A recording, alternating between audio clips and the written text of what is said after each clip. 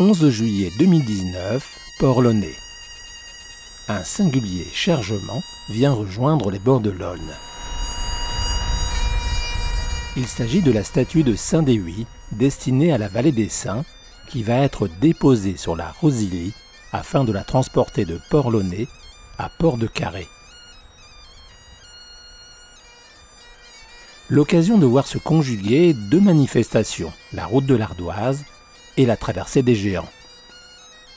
Saint-Déuy participe à la traversée des Géants. Cette traversée des Géants en fait, consiste à faire sculpter un saint dans un des pays celtiques. Là en l'occurrence, Saint-Déuy a été sculpté par Paul Kincaid à côté de St. David's. Et il est parti vendredi dernier de Plymouth, enfin du Pays de Galles puis Plymouth. Via la Brittany Ferries, il a été transporté jusqu'à Roscoff. Ensuite, avec l'équipe aussi, on a vu qu'il y avait une véritable aventure humaine derrière, avec des gens passionnés de vouloir valoriser un territoire, quelque chose qui a été oublié en fait par les gens. Les gens ont oublié qu'il y avait une vocation économique, qu'il y avait des liens culturels aussi sur ce canal-là. Et on a fait tout de suite les parallèles avec la vallée des Saints, qui consiste aussi à dire, en positionnant la vallée des Saints il y a 10 ans à Carnoët, on s'est dit, peut-être que ce projet va participer aussi à un redéveloppement du territoire. Voilà, donc beaucoup de liens, tant sur le plan humain, culturel, historique. Donc tout naturellement, on s'est dit, il faut que Saint-Déuy participe à la route de l'Ardoise.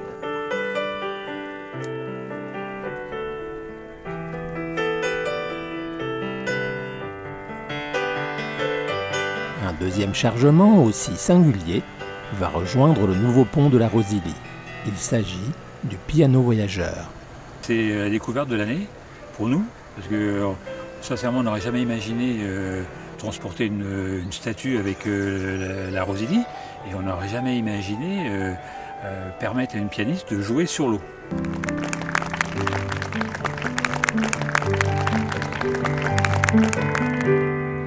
Le piano voyageur est entre les deux mains de Caroline Faget, une pianiste, concertiste et professeure de piano à Châteaulin. Habillé par le styliste et brodeur quimpérois Pascal Jaouen, qui lui a confié la robe spirale de la collection Au fil des trois éléments, le canal se transforme ainsi en une salle de concert à ciel ouvert.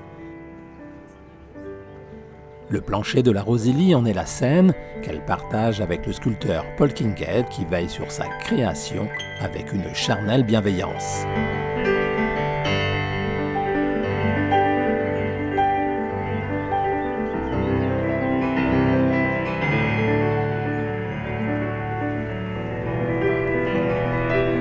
La première étape de cette troisième édition de la route de l'Ardoise va mener le piano de Caroline à l'écluse de Châteaulin.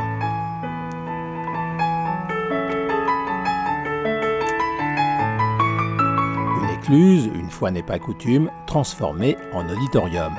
Ce qu'on a découvert cette année, c'est que cette péniche, avec le plancher qu'on y a mis pour transporter la statue, peut devenir une scène, et ça donne des idées effectivement pour assurer le lien entre le festival des Vieux Gréments à Brest l'année prochaine et puis les Vieilles Charrues.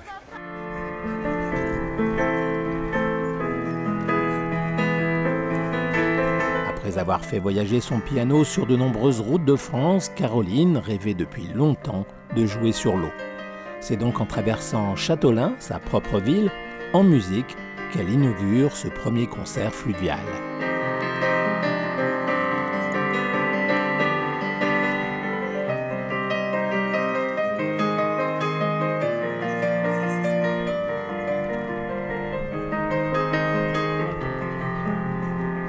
Il reste à présent 34 écluses à franchir au fil du canal pour parvenir au terme de cette expédition.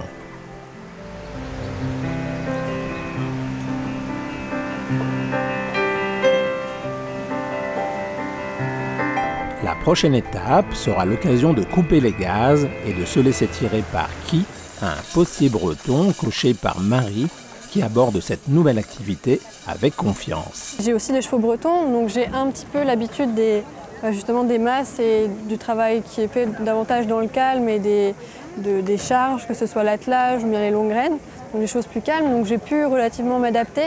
C'est sûr que tirer une aussi grosse charge, ça m'était jamais arrivé, mais quand tout est fait dans des bonnes conditions, avec avec un super cheval et Anthony qui m'explique, ça ne pouvait que être facile de m'adapter. C'est aussi l'occasion pour Guy et Rosalie de s'adapter à cette nouvelle mission, après avoir transporté des tonnes de mâchefers en Île-de-France pendant de nombreuses années.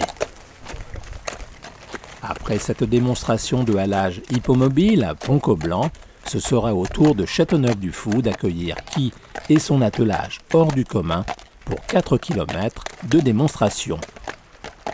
La dernière étape, en aval de Port-de-Carré pour l'arrivée de Saint-Déhuy, s'est transformée en véritable procession derrière Guy et Marie. À bord de Rosalie a pris place le maire de Carré, Christian Troidec, qui découvre la ferveur d'un très nombreux public qui n'a pas voulu rater ce rendez-vous hautement symbolique. Il y avait bien longtemps que l'écluse de Coscastel n'avait pas reçu autant de visiteurs. Et c'est pour Rosalie et son capitaine Yannick Daniel le terme de cette mission parfaitement accomplie.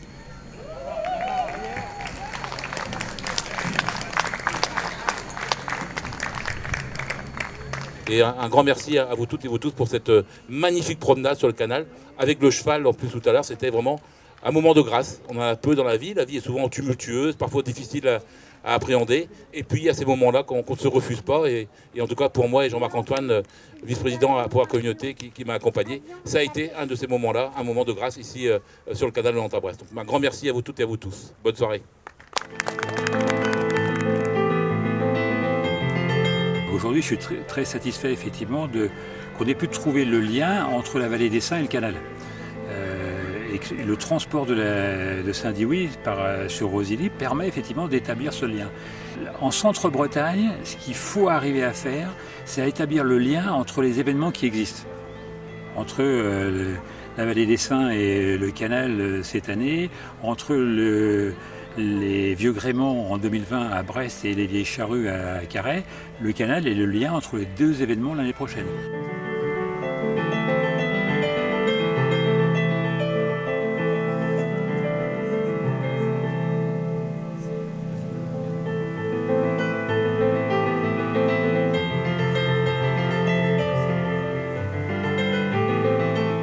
Avant de se dresser dans la vallée des Saints pour l'éternité, laissons Saint-Déhuy se reposer encore une nuit.